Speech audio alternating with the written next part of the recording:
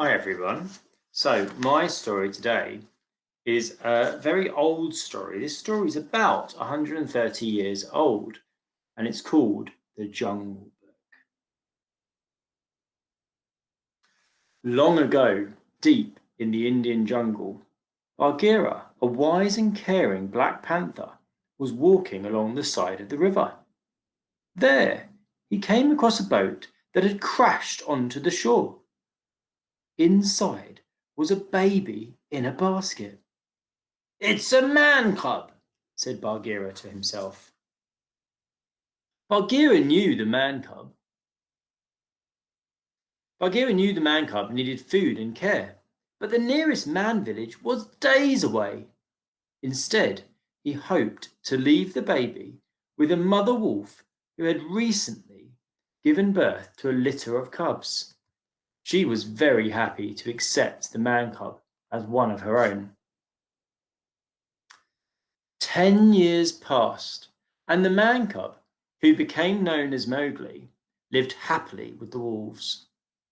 As well as his wolf pack family, Mowgli was popular with other animals in the jungle. There was one, however, who didn't like the boy one bit. His name was Shere Khan, a strong and cunning tiger, feared throughout the jungle. Shere Khan was afraid of Mowgli. He was afraid he would grow up to become a hunter, and so he vowed to make sure this would never happen. Fearing for Mowgli's life and that of the pack, Akela, the leader of the wolves, called a meeting. "Shere Khan will surely kill the boy and all who try to protect him," he declared. So for the good of the pack, the decision was made that Mowgli should no longer be allowed to stay. When Rama, Mowgli's wolf father, was told the news, he was very upset. "The boy cannot survive alone in the jungle," he cried. Bagheera, who had come to check up on Mowgli, had been listening to the wolves talking and came up with an idea to help.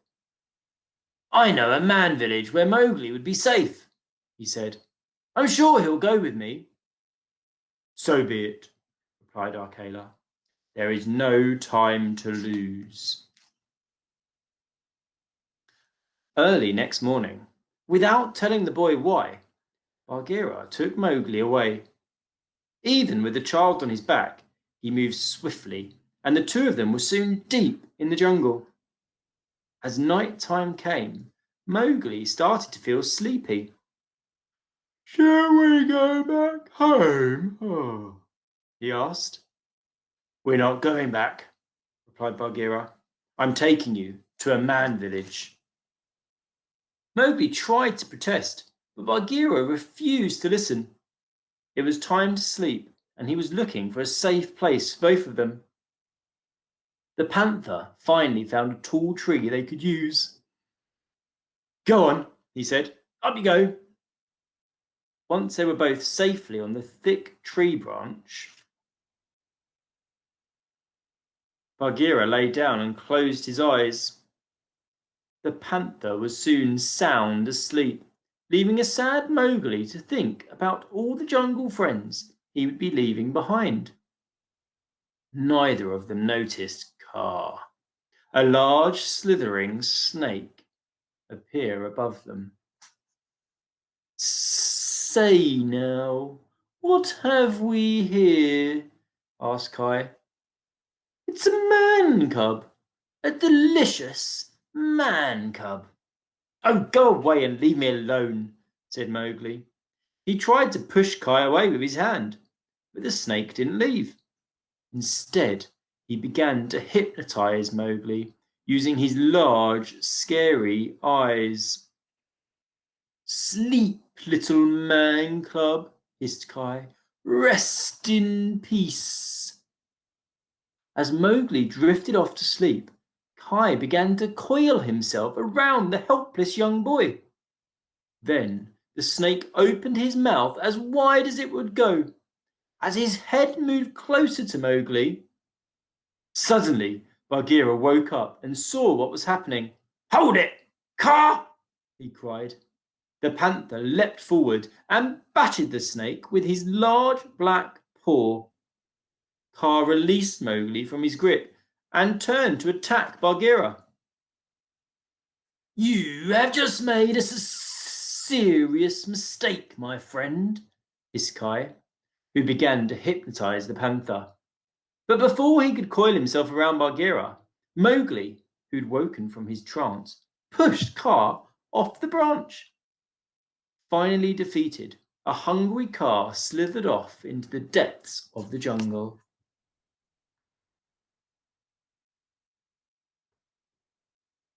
The next morning, after a good night's sleep, the pair were woken by a loud rumbling sound from below. "A parade!" called out Mowgli excitedly. Bagheera covered his ears. "Oh no," he said, groaning. "The Dawn Patrol!" Mowgli grabbed a vine and swung down from the tree to take a look. Mowgli watched as a long line of elephants marched proudly in single file. He ran over to a baby elephant that marched at the back of the line. "What are you doing?" asked Mowgli. "Drilling," replied the baby elephant. "Can I do it too?" asked Mowgli. "Sure," said the baby elephant. "Just do what I do." Mowgli got in step behind the baby elephant and began to march on all fours. Suddenly, Colonel Hathi, who was leading the patrol, called out, "To the rear, march!" Not knowing this meant he had to turn around, Mowgli bumped right into the baby elephant. "Company, halt!" cried Colonel Hathi. All the elephants stopped, ready for inspection. It didn't take long for him to notice Mowgli. "I'll have no man cub in my jungle," he cried, as he picked Mowgli up with his trunk. "It's not your jungle," replied Mowgli. Bagheera quickly rushed down to speak to the colonel. "The man cub is with me," he said. "I'm taking him to the man village." "To stay?" asked the colonel. "You have the word of Bagheera," replied the panther. "Good," said the grumpy elephant, who turned away and marched off with the rest of the herd. Bagheera turned to Mowgli. "You're going to the man village right now," he said. "I'm not going," cried the boy. "I'm staying here." With that, he grabbed hold of the nearest tree and refused to let go. "You're going if I have to drag you," shouted Bagheera, who tried in vain to pull him off the tree. The panther quickly lost his temper. "I've had it, man cub. From now on, you're on your own." Now, all alone, Mowgli wandered through the jungle. Suddenly a bear called Baloo walked by, singing and dancing happily. "Well now, what have we here?" asked Baloo when he saw Mowgli. "Go away," replied the boy, who was still upset after his fight with Bagheera. But Baloo wouldn't go away, and instead offered to teach Mowgli about the bare necessities of life in the jungle. He taught him how to fight like a bear, as well as how to find bananas and other foods. The whole time, Baloo was singing and dancing, and the man cub soon felt much happier. A few days later, Mowgli and Baloo were singing as they floated down the river. "I like being a bear," said Mowgli. "You make one swell bear," said Baloo. "Why, you even sing like one." Out of nowhere, a group of monkeys appeared and snatched the man cub from off Baloo's belly. "Hey!" cried Mowgli. "Let go of me!" No matter how hard he struggled against the chuckling monkeys, Mowgli couldn't get through. Baloo shook an angry fist at the monkeys. "Give me back my man cub!" he demanded. "Come and get him!" said the laughing monkeys, who picked fruit off the tree and threw it at Baloo. Then the monkeys quickly carried Mowgli away, but Baloo had an idea. Bagheera! He cried, hoping the panther was still close. Fortunately, Bagheera heard the cry and came running. He asked Baloo where Mowgli was, and the bear replied, The mangy monkeys carried him off. Bagheera knew the monkeys would have taken Mowgli to the ancient ruins, as that was where King Louie, the leader of the monkeys, lived. Wasting no more time, the bear and panther set off to rescue their friend. Meanwhile, at the ancient ruins, Mowgli was introduced to King Louie. The king had heard that Mowgli wanted to stay in the jungle and offered to help the man cub. But he wanted something in return. I want to be like you, said King Louie, believing Mowgli knew how to make fire. I don't know how to make fire, replied Mowgli. King Louie didn't believe him.